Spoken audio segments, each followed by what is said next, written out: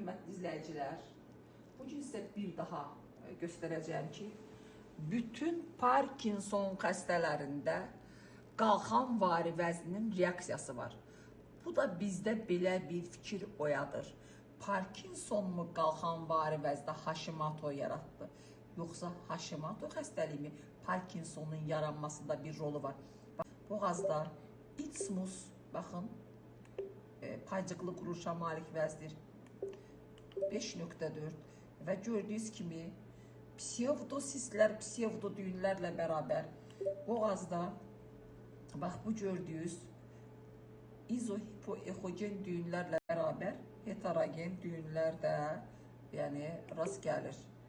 Baxın, baxırsınızmı digər paya? Zəhmət olmasa boğazı yuxarılayın. Deməli, qarışıq strukturlu heterogen düyünlərlə bərabər gördüyünüz bu izohipoexogen düyündür, rast gəlir. Və burada biz hormonları çox ağıllı hərəkət edib yoxlatdırmışıq, nəticəni də əldə edəcəyik.